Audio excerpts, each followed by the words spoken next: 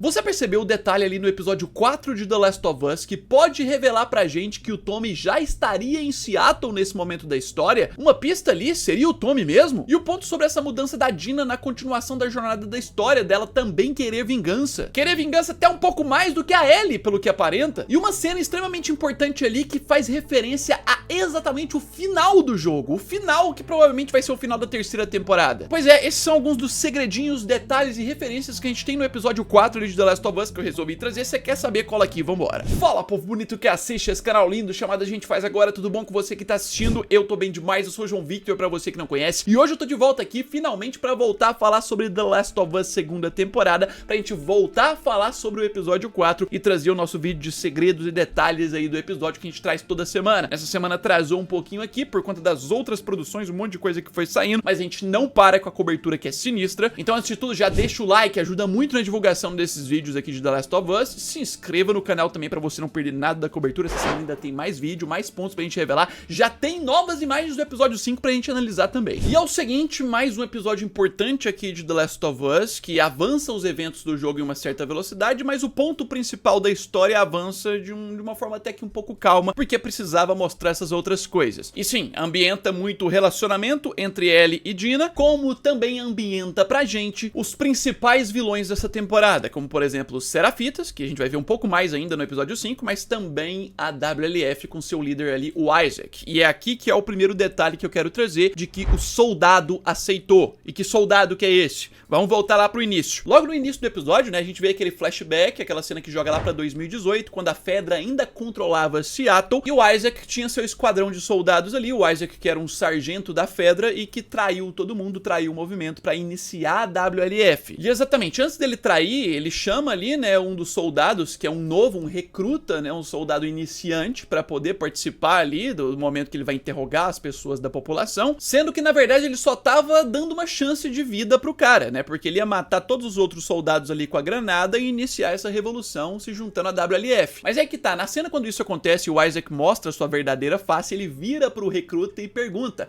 agora você escolhe, você vai escolher que lado? E a gente vê ali que ele que já tava assustado antes com a situação de ter que participar do negócio, agora que ele vê o Isaac traindo e tal, ele já tá tremendo nas bases, não sabe o que que faz e não mostra o destino direto aqui nessa parte, mas depois, quando a gente vai pro presente e mostra o Isaac torturando um dos membros dos Serafitas ali, tem dois guardas vigiando a porta e um deles é quem? Aquele recruta lá do início do episódio, que já mostra uma feição aqui um pouco diferente e que sim, ele já tá acostumado com tudo isso, já não tem nem medo e inclusive tá bem alinhado com o princípio do Isaac, ou seja, ele aceitou fazer parte da revolução e não só isso, ele sente muita raiva dos Serafitas, que ele ressalta muito aqui que o Serafita teve o que mereceu. Pois é, ponto extremamente interessante, mas aí a gente já vai pra já segue pra um outro detalhe, mais focado em Ellie e Dina e na conexão entre elas, que a gente tem aquela cena bonita da Ellie tocando violão, cantando Take On Me, mas depois disso aqui a gente tem uma referência muito interessante ao final do jogo. João Victor, mas você vai dar spoiler aqui? Não vou dar spoiler, porque a referência é um negócio muito simples e não indica nada sobre o final do jogo pra quem não sabe. Então dá pra citar sobre ela, quem viu vai entender e quem não viu vai ficar de boa. Justamente eu quero falar do violão da Ellie. Sim, essa cena, esse momento exato aqui, que depois que a Ellie termina de tocar, ela não leva o violão, ela deixa ali na loja de músicas, o violão encostado de um jeito muito bonito, com a luz batendo ali de fora, vindo da direita, que quem jogou o jogo sabe que faz uma referência enorme ao final do jogo, e é tipo o final do jogo, que é muito provavelmente uma cena que vai estar na terceira temporada só, tá? Se tiver na série, mas uma referência muito legal aqui. Ah, João Victor, foi acidental. Não acho que foi acidental, com certeza, tá na cara que foi proposital, pela forma como posicionaram, pela forma como é o ângulo, a iluminação, foi proposital mesmo. Mas aí, aproveitando esse ponto da loja de música, a gente tem uma questão muito legal que foi deixada aqui no episódio, que é até engraçado de você imaginar, mas é legal pra quem veio do jogo, exatamente. Eu quero falar sobre a estrela, o cavalo, a égua, né, a locomoção ali da Ellie e da Dina, que a gente também tem no jogo, é o mesmo nome, né, na versão em inglês é Shimmer. Pois é, quando elas chegam nessa loja de músicas, elas interagem com tudo, a estrela também entra e vai comer o capinzinho dela, o matinho que cresce ali dentro, tranquilo, e aqui é a última vez que a gente vê ela. Ela foi esquecida na loja. Exatamente. Tipo, muitos imaginaram isso como furo de roteiro, outros imaginaram como uma forma de deixar ela viva, exatamente, porque, claro, né, no jogo ela não é o mesmo destino, no jogo ela tem um destino trágico, e seria pra ser nesse episódio o destino trágico dela, e como não foi, como deixaram ela toda tranquila nessa loja de músicas, comendo ali o capim dela, o matinho e tudo mais, isso significa que escolheram deixar ela viva na série. Ela vai virar um animal selvagem da cidade de Seattle, ou em breve vai morrer pra algum infectado, alguma coisa assim. Algum sobrevivente que estiver passando por lá vai pegar ela e tal, mas assim, pelo menos o destino trágico que é lá do jogo, eles pouparam ela, tá viva. O mais engraçado disso tudo é que, por mais que possa ter um tom de intencional nisso aqui e não seja furo de roteiro, ficou meio esquisito, né? A Ellie terminar de tocar o violão ali, depois elas irem embora desse lugar, só aparecerem lá na estação de TV e deixarem ela aí. E depois não sentirem falta, sabe? Não falarem dela, nem nada do tipo. Fico na dúvida aqui se num próximo episódio elas não vão mencionar. É mesmo, né? A estrela ficou lá na loja de música, a gente esqueceu o cavalo de Jackson, olha que coisa. Podia ter um comentário assim, apesar de eu estar sentindo que não vai ter, porque tem muito mais coisas importantes a serem abordadas ali, vamos ver. Mas aí, saindo um pouquinho de Ellie e Dee nessa situação da loja de músicas e tudo mais, eu quero ir pro foco da WLF, eu quero voltar pra lá, pra aquela cena do Isaac interrogando o Seraphita. Por mais que a série, desde o episódio 3, mostre que a WLF tá muito mais no controle da situação e seja muito superior, ainda assim, WLF está perdendo soldados, e a tendência é que em algum momento eles fiquem em desvantagem. Isso mesmo. Por que eu falo isso? Porque na conversa que ele tem com o Seraphita enquanto ele tá interrogando ali, ele questiona o Seraphita, como é que a gente vai perder? Se a gente tem armas, a gente tem tudo mais, vocês têm arco e flechas, coisas ali de baixa qualidade, pouco poder de fogo e ficam acreditando em superstições. E aí o cara responde pra eles que a cada dia que passa, novos soldados da WLF conhecem a verdade. Ou seja, todos os dias nessa história, a cada dia que passa ali em Seattle principalmente, um soldado da WLF se converte à causa dos Seraphitas, começa a acreditar na causa e começa a servir a eles, aumentar o exército deles. Algo que não acontece o contrário, não tem em momento nenhum, como o próprio Seraphita lhe cita,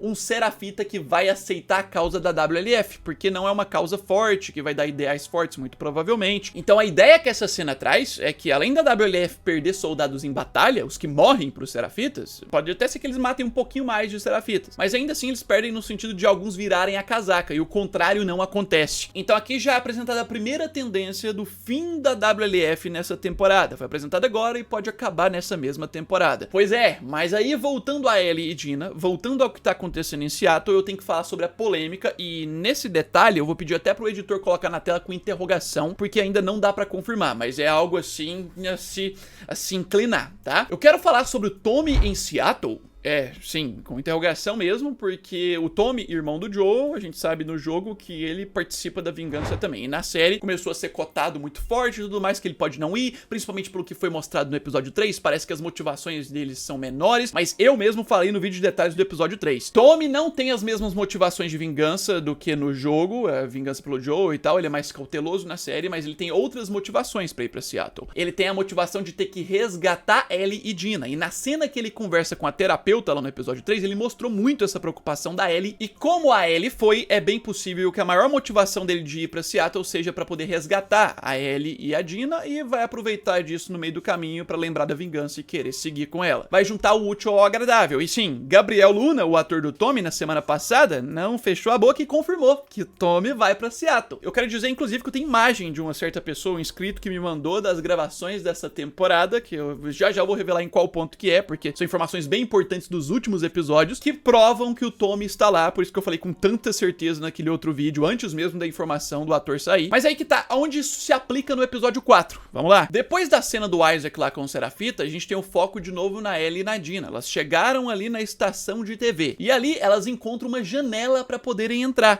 A Ellie olha no binóculo, vê uma janelinha ali, de um jeito que ela sobe, escala, é muito parecido com no jogo, né? Só que na janela ela vê uma marquinha de sangue no vidro ali da pessoa que entrou antes delas. E ela mesmo comenta que a pessoa que entrou se machucou ali, fez até um corte. No caso, você vê isso de cara, o primeiro indício que você vai colocar, não, foram Seraphitas, porque lá dentro a gente vê que foram Seraphitas que penduraram ali os soldados da WLF. Mas é aí que tá, no jogo, nessa parte, elas sobem por uma janela parecida, mas é com uma cordinha ali, mas antes de subirem, uma diferença é que elas encontram vários corpos, vários soldados mortos ali, caídos, da WLF. E a própria Ellie, na cena do jogo, pergunta, será que foi o Tommy e fica no ar. Tipo, no jogo nunca ficou comprovado que o Tommy chegou a passar por esse lugar, fica no ar mesmo. No jogo fica mais parecendo que foram os próprios Serafitas só que mataram essa galera. Mas na série, como tem diversas mudanças e foi confirmado que o Tommy vai pra Seattle e aparentemente é por uma motivação diferente, ele vai abordar as coisas de forma diferente, eu não duvidaria que poderia ser o Tommy aqui, apesar de novo, não tá confirmado, por isso que eu coloco esse detalhe como interrogação. Um ponto é que no episódio 5 a gente vai saber mais, mas vamos seguir pro próximo detalhe que tem mais ponto interessante. Agora eu quero aproveitar pra falar sobre o Seattle dia 2, que caso você não perceba, a gente avança tanto na história aqui nesse episódio que a gente tem o Seattle dia 2 já tem, não vai ser só no próximo episódio, já tem o início dele, o episódio inteiro, a chegada delas em Seattle, a ele tocando a música, deixando o cavalo lá, a jornada na estação de TV, a jornada na estação de metrô, até a chegada do teatro, onde tem todas as revelações, foi o Seattle dia 1 inteiro, tava à noite inclusive quando elas chegam no teatro, sendo que depois que elas se amam lá, elas dormem, elas escutam o barulho da treta da WLF contra os Serafitas e já é de manhã, então aqui a gente já está no Seattle dia 2, que vai ser o dia que vai ser abordado no próximo episódio. A dúvida que fica é se o próximo episódio vai se chamar Seattle dia 2 ou não, né? Não tá confirmado ainda oficial o nome do episódio,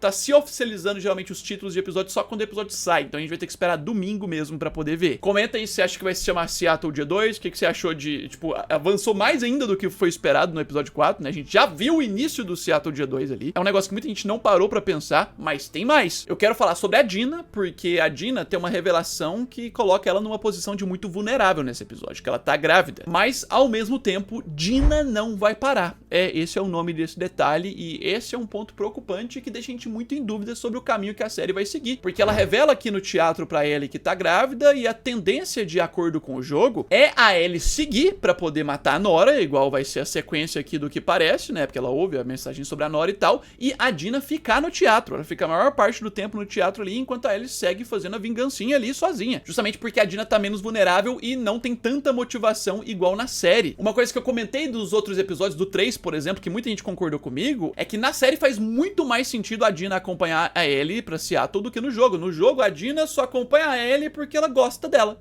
É isso, fica meio no ar, assim, por que ela acompanhou um negócio tão perigoso? Na série, a Dina acompanha a Ellie porque gosta dela também, mas também porque ela também quer vingança. Ela também quer vingança pela morte do Joel. Ela era ligadíssima ao Joel aqui na série, muito mais do que no jogo. O que eu falo, né? Você pode ter um monte de crítica pra série, você pode não gostar da Ellie, você pode não gostar de um monte de coisa, mas a Dina é muito superior ao jogo nesse ponto. É uma ótima personagem, a Isabela Merlo faz ótimas atuações aqui, fora que ela é a cabeça pensante do grupo, sem ela a Ellie morreria sozinho ali, então ela, tipo, a Ellie depende muito dela, então ela precisa que a Dina continue caminhando com ela. Esse é um ponto do porquê que na série vai continuar caminhando, e o outro ponto é que a Dina não vai aceitar, ela quer vingança, ela pega na mão da Ellie e fala que vai seguir junto. Esse é um detalhe importante, mas esse detalhe nos leva a um outro detalhe que fica muito no ar, né, o detalhe sobre o teatro. Eu quero falar sobre o local mais importante, o que promete ser o local mais importante de toda a segunda temporada, exatamente, o teatro que elas encontram e se abrigam. E por que que eu falo isso? Não vou falar exatamente o porquê pra não dar spoiler do jogo pra quem não sabe, mas eu vou jogar esse ponto no ar. Com base no jogo, esse local é pra ser o mais importante e o que preocupa, o que deixa na dúvida agora é se vão voltar pra lá, porque é necessário voltar pra lá. Assim, não é que é necessário, tipo, pra ter a importância que é pra ter o teatro, elas vão ter que voltar. Agora, por qual razão vão voltar no teatro? No jogo, a Ellie fica voltando no teatro porque a Dina tá lá. É a base delas, é o local seguro. Na série, até pelo trailer do episódio 5, a gente vê que as duas vão seguir juntas, então vão deixar o teatro e, por enquanto, não tem motivo delas voltarem lá. Vão ter que criar um motivo completamente novo na série pra que Ellie e Dina voltem no teatro. Eu tô bem curioso pra ver qual que vai ser esse motivo. Pois é, esse é um detalhe que eu fui lendo ali e vi que pouca gente também tinha parado pra pensar. E, assim, outra referenciazinha rápida que eu quero trazer aqui é a referência daquele local apertado depois da estação de TV, delas rastejando, que se eu não me engano é a primeira vez na série que é mostrada essa função, essa forma de entrar nos locais, que no jogo você tem que segurar a bola ali pra poder deitar a sua personagem e rastejar, e acontece diversas vezes, principalmente no The Last of Us Part 2, pra você entrar e passar por alguns locais, você tem que deitar e rastejar, e tem aqueles entulhos por cima igualzinho. Foi uma referência clara pro jogo, tipo, se não fosse uma série baseada no jogo, eles não colocariam essa referência aqui, eles não colocariam esse detalhe desse jeito, dessa dessa forma, porque é muito igual ao jogo. Na série a gente já teve ele passando por locais apertados pra poder abrir do outro lado na primeira temporada,